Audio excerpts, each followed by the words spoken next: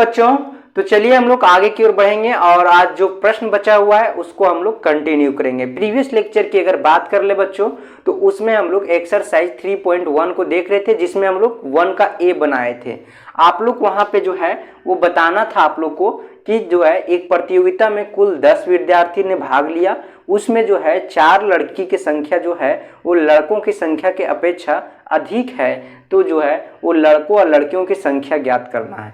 तो उस प्रश्न में जो है वो आप लोग ग्राफ जो बनाए हैं, उस ग्राफ के आधार पे जो है आप जो है वो विद्यार्थी के अनुपात को बता सकते हैं कि इसमें जो है अगर लड़कों की अपेक्षा लड़कियों की 4 जो है वो संख्या अधिक है, तो इसमें जो है कितने लड़के हैं और कितने लड़कियां हैं। ठीक है, तो उस ग्राफ के आधार पे बना लीजिएगा। और 1 का जो बी है, ठीक है, प्रश्न नंबर 1 का बी, उसको हम आप लोग को बोले थे कि खुद से आप लोग बनाने का कोशिश कीजिएगा। ठीक है, 1 का बी जो है आपका एनसीईआरटी बुक में, उसमें आप लोग को बोल रहा है कि 7 कलमों तथा 5 पेंसिल का कुल मूल्य जो है वो 50 रुपीज है। ठीक है, यहाँ पे हम समझा दे रहे हैं, इस प्रकार से आप लोग जो है वो 2 इक्वेशन को क्रिएट कीजिएगा और उस 2 समीकरण को सिंप्लीफाई करने के लिए आप लोग को हम बता दिए थे कि पहले जो है एक्स और वाई 2 वेरिएबल है, उस वेरिएबल को हम लोग क्या करेंगे, सबसे पहले वैल्यू फाइंड करेंगे और वैल्यू फाइंड करके उसको हम लोग ग्राफ पे रिप्रेजेंट करेंगे। ठीक है,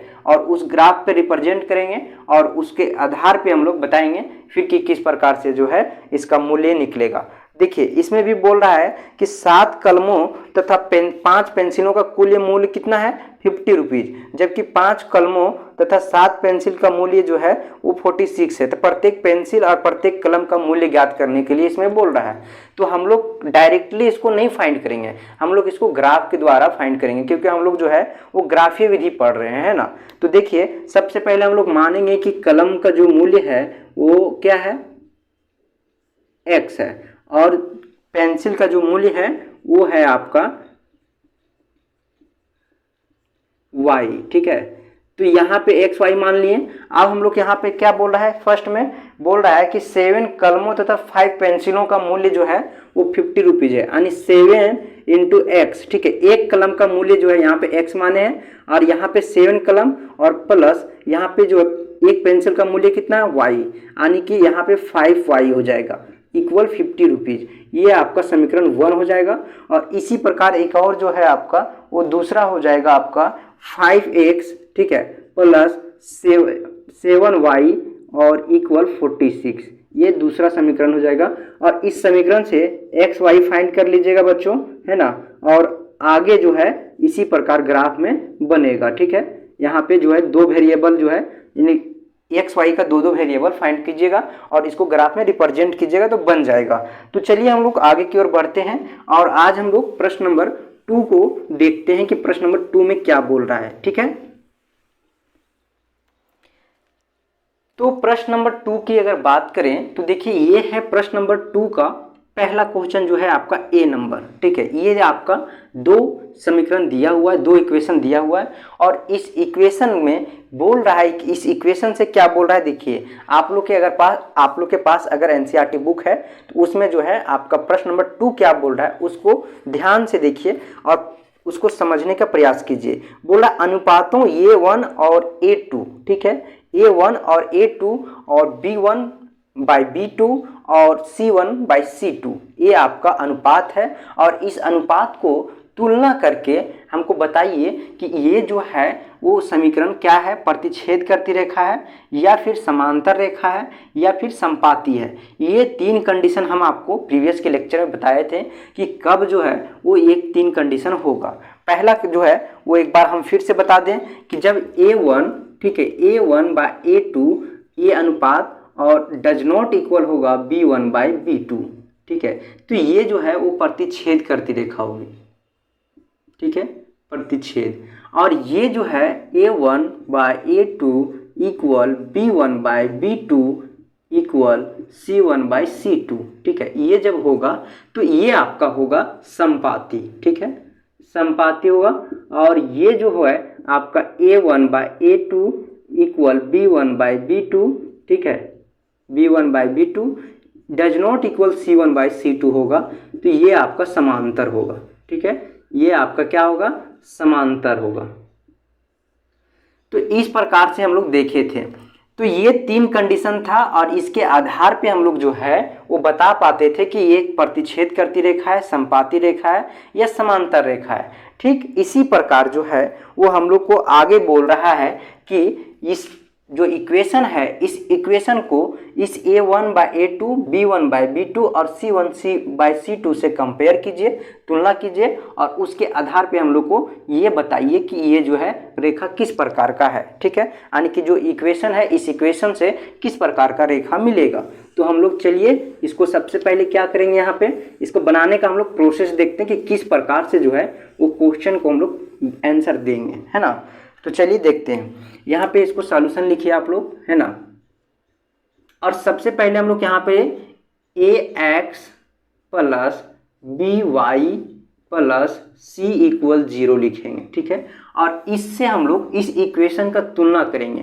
तो यहाँ पे a क्या होगा, a यहाँ पे देखिए 2 इक्वेशन है। ठीक है, हम ये इक्वेशन लिए हैं, यानी कि इसका पहला जब ले रहे हैं तो a1 हो जाएगा सभी में और b1 c1, और जब 2 लेंगे तो यहाँ पे a2 b2 c2 हो जाएगा। ठीक है, तो a1 यहाँ पे क्या है, a1 पहले हम लोग फर्स्ट इक्वेशन जो है फर्स्ट समीकरण उसको हम लोग कंपेयर करेंगे। तो इसका कोफिशिएंट क्या है, 5 है। ठीक है, उसी तरह यहाँ पे देखिएगा तो b2 क्या है, b1 क्या है, सॉरी b1 क्या है, -4 है। ठीक है, -4 यहाँ पे माइनस है तो साइन के साथ लेंगे। उसके बाद c1 क्या है, देखिए c1 क्या है, c1 क्या है बच्चों, 8 है। ठीक है, तो इस प्रकार से हमको ये 3 हमको मिल गया इसका कोफिशिएंट। ठीक है, अब आगे हम लोग दूसरे समीकरण में बढ़ेंगे, नेक्स्ट समीकरण में बढ़ेंगे तो हम लोग फिर इसको कंपेयर करेंगे। तो यहाँ पे a2 हो जाएगा, क्योंकि सेकेंड समीकरण को हम लोग देख रहे हैं, इक्वल आएगा आपका 7, फिर यहाँ पे आएगा आपका b2 = 6 और c2 = -9। ठीक है, इस प्रकार से हम लोग a1 और a2, b1, b2, c1, c2 को हम लोग फाइंड कर लिए। अब हम लोग इसको तुलना करेंगे। ठीक है, तुलना करेंगे a1/a2, ठीक है, b1/b2 और c1/c2 से तुलना करने पर। ठीक है, तुलना करने पर हमें क्या प्राप्त होगा, देखिए यहाँ पे होगा 5/7, ठीक है, और यहाँ पे होगा आपका -4/6 और क्या होगा, और यहाँ पे होगा 8/-9। ठीक है, ये हुआ। अब हम लोग देखेंगे कि संपाती के, सबसे पहले हम लोग क्या देखेंगे, प्रतिच्छेद रेखा, प्रतिच्छेद करती रेखा। ठीक है, इसके लिए क्या होना चाहिए बच्चों, तो इसके लिए a1/a2 does not equal to होना चाहिए b1/b2। अब हम लोग देखेंगे कि क्या होता है यहाँ पे a1/a2 और b1/b2 हम लोग लेंगे, यहाँ 5/7, ठीक है, और डज नॉट इक्वल होना चाहिए -4 यहाँ पे 6 है। तो ये देखिए दोनों जो है वो क्या है, अनुपात दोनों जो है डज नॉट इक्वल है। तो ये जो है वो प्रतिच्छेद करती रेखा है।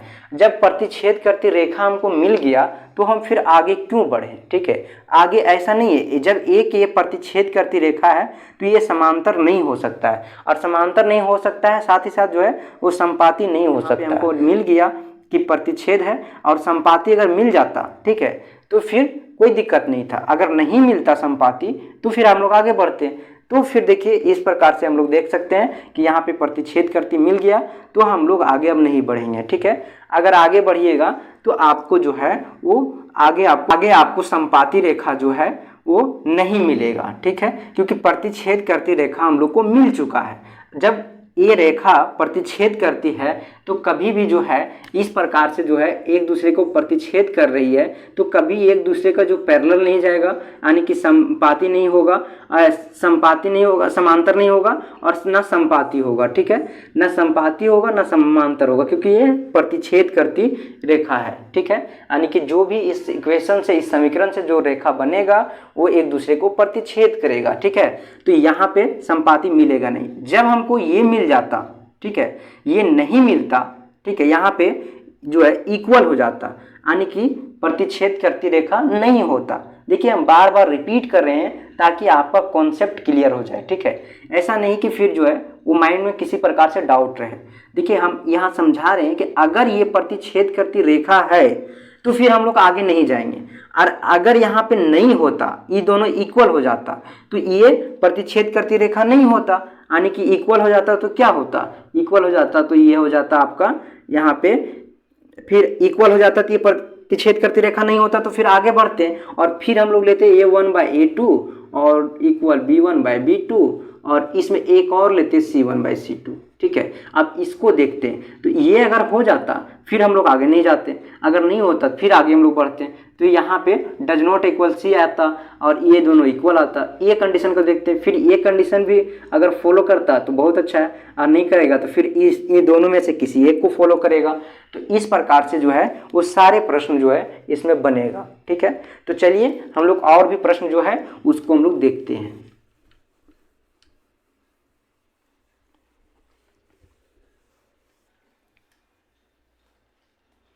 आपका इसी 2 का जो प्रश्न नंबर आपका जो है बी है, ठीक है। बी को देखिए, प्रश्न नंबर बी क्या बोल रहा है। बी बोल रहा है कि 9x + 3y 9x + 3y + 12 = 0। उसके बाद 18x + 6y 18x + 6y + 24 = 0। ये दो इक्वेशन हम लोग को दिया है, तो देखेंगे हम लोग इस दोनों इक्वेशन का सॉल्यूशन क्या होता है। देखिए उसी प्रकार जो है हम लोग यहाँ पे कंपेयर करेंगे ax + by + c = 0, ठीक है। तो यहाँ से तुलना करेंगे तो हमको a1, ठीक है, डायरेक्ट हम लिख रहे हैं यहाँ पे A1/A2 जो है वो इक्वल मिलेगा हमको 9/18, ठीक है, और B1/B2 जो है इक्वल मिलेगा हमको 3/6 और C1/C2 जो है वो इक्वल मिलेगा 12/24। यहाँ पे हम लोग देखेंगे तो यहाँ पे 1 जो है वो 2 हो जाएगा, कैंसिल होकर 1/2 हो जाएगा, 1/24 है, ठीक है, तो यहाँ भी 2 हो जाएगा। यानी कि देख रहे हैं यहाँ पे A1/A2 इक्वल है B1/B2 इक्वल है C1/C2, ठीक है। तो ये रेखा क्या है, समपाती रेखा है, ठीक है, समपाती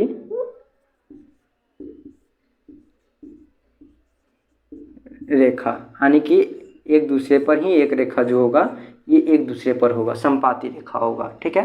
तो इस प्रकार से जो है वो प्रश्न नंबर आपका जो सी भी है वो भी इसी तरह बनेगा। देखिए हम ये बता दिए आपको शॉर्ट में, आप प्रोसेस से लिखिएगा, ठीक है, कि A1 क्या निकला, B1 क्या निकला कंपेयर करने के बाद, फिर यहाँ पे लिखेंगे कि A1/A2 B1/B2 और C1/C2 को कंपेयर करने पे, तुलना करने पे हमें ये प्राप्त हुआ, और ये देखने के बाद हम लोग चेक करेंगे कि रेखा जो है वो क्या है, समपाती है, समांतर है या प्रतिच्छेद करती रेखा है, ठीक है।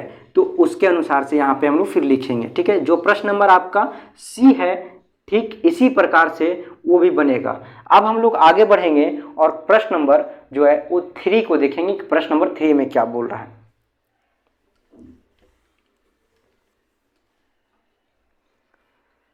प्रश्न नंबर 3 में बोल रहा है, देखिए प्रश्न नंबर 3 का जो है वो हम लोग प्रश्न नंबर ए लेते हैं, ठीक है, प्रश्न नंबर 3 का ए। इसी प्रकार जो है वो आपका 2 इक्वेशन दिया हुआ है, 2x + 3y = 5। उसके बाद एक और दिया हुआ है 2x - 3y =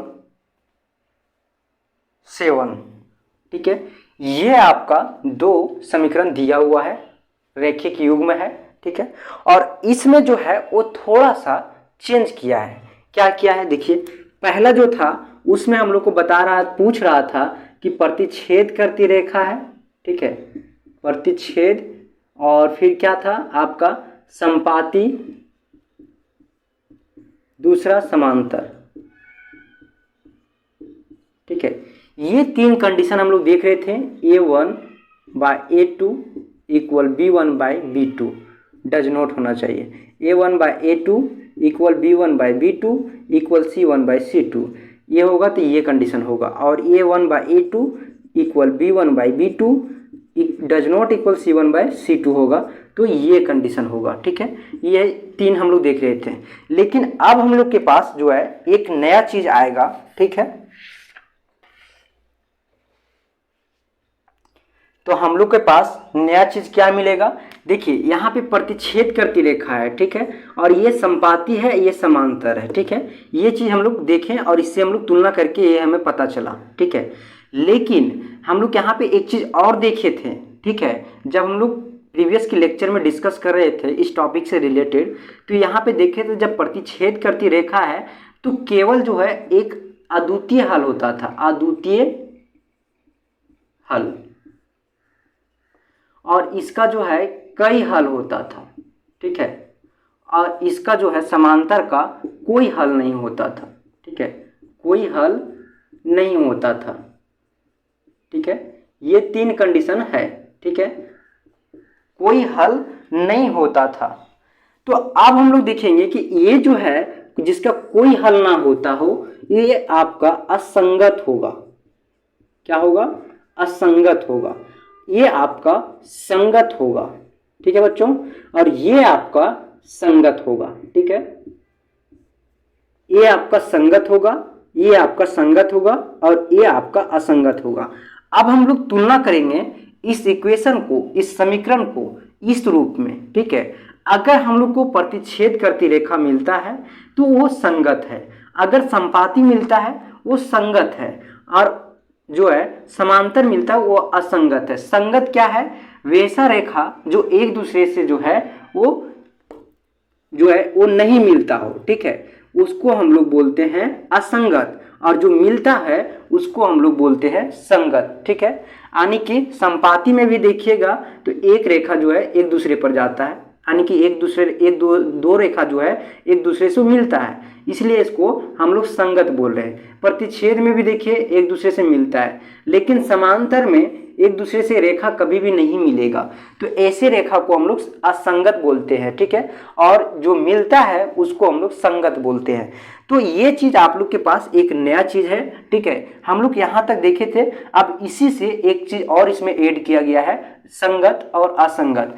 ठीक, आगे बढ़िएगा तो यहाँ पे एक मिलेगा आपको अद्वितीय हल, और कई हल, और कोई हल नहीं। ठीक है, आप जब नीचे जाइएगा प्रश्न नंबर 4 में, तो आपको प्रश्न नंबर 4 में जो है वो यही चीज बोला है।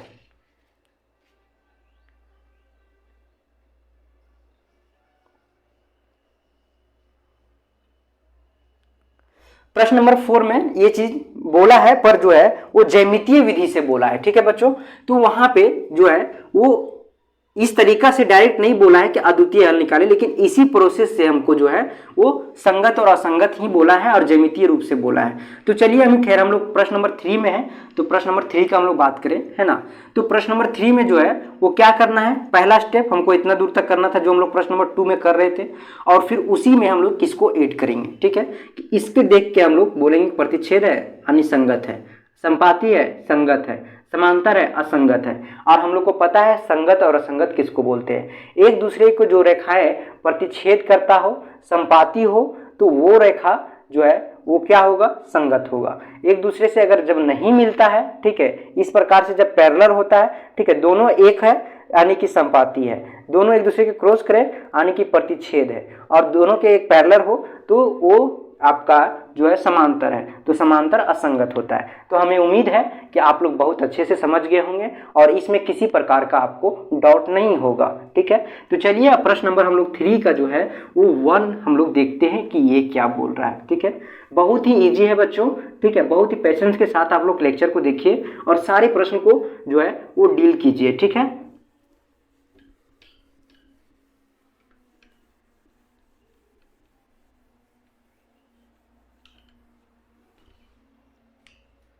देखिए हम लोग यहाँ पे सॉल्व करेंगे तो इसका हम लोग सॉल्यूशन लिखेंगे सबसे पहले, हल है ना।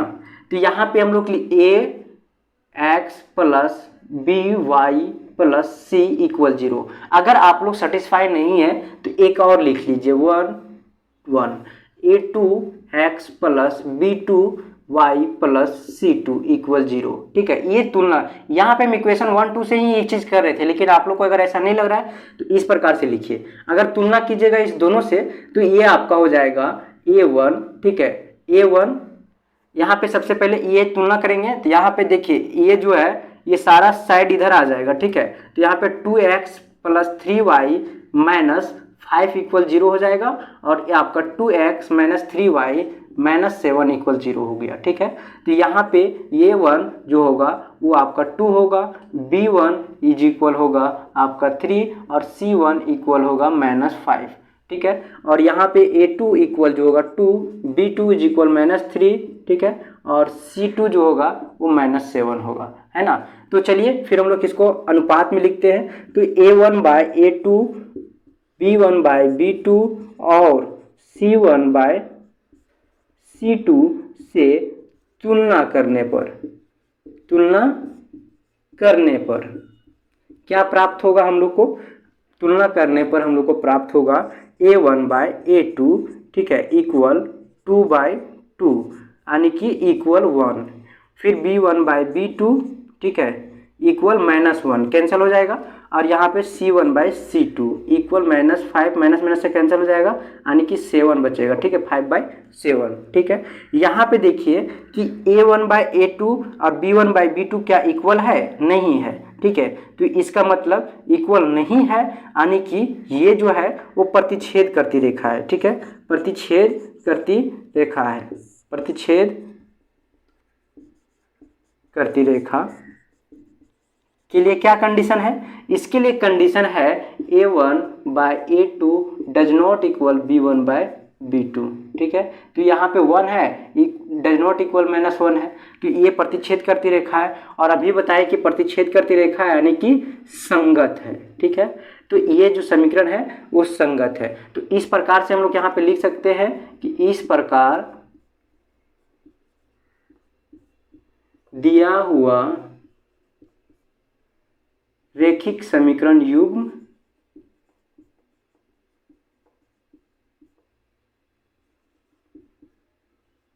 एक संगत है। रेखिक समीकरण युग्म संगत युग्म है, संगत युग्म है। ठीक है बच्चों, कि ये हुआ आपका प्रश्न का सही उत्तर। ठीक है, तो इसी प्रकार जो है आपका प्रश्न नंबर 3 का ए बना, और जो बी है, सी है, डी है और ई है वो सारा इसी तरह से बन जाएगा। एक आपको और हम बता दें, यहाँ पे देखिए जो आपका फ्रैक्शन में है। ठीक है, यानी कि यहाँ पे देखिए 3/2 है। ठीक है, ये भिन्न में जो है इसको हम लोग क्या करेंगे, x प्लस जो है वो 5/3 है, y जो है उसके बाद इक्वल 7 है। तो इसको कुछ करना नहीं है। ठीक है ना, इसको क्या करना है, इसको सिंप्लीफाई करना है। तो 3x प्लस 5y और नीचे का जो है एलसीएम लेंगे। ठीक है, तो यहाँ पे एक काम कीजिए कि जब यहाँ पे एलसीएम लेंगे तो 6 होगा, और 6 यहाँ से देखिए 2 3, तो 3 9 हो जाएगा, 9x प्लस 5 है, तो 5 यहाँ 3 2 यानी 10y और इक्वल 7। इस 7 को उधर ले जाइएगा तो 9x प्लस 10y इक्वल जो है वो 6 × 7 हो जाएगा, यानी कि 9x प्लस 10y 6 × 7 है। तो 6 × 7 क्या हो जाएगा आपका 42। ठीक है, तो ये है आपका इक्वेशन बन जाएगा। ठीक है, 1। तो इसी प्रकार जो भी आपका भिन्न में दिया हुआ है इस भिन्न को फ्रैक्शन में इस प्रकार से हम लोग सिंप्लीफाई करेंगे। ठीक है, तो आगे का जो प्रश्न है उसको आप लोग बना लीजिएगा बच्चों, आगे की ओर कंटिन्यू करेंगे। तो चलिए फिर हम लोग मिलते हैं एक नए लेक्चर में। तब तक आप लोग इसी तरह बने रहें SLD एजुकेशनल अकेडमी के साथ, आगे भी आपको इसी तरह का कंटेंट मिलता रहेगा बच्चों। और अगर चैनल पे नए हैं तो एक बार चैनल को जरूर सब्सक्राइब कर लें। धन्यवाद, फिर मिलेंगे हम लोग एक नई वीडियो में।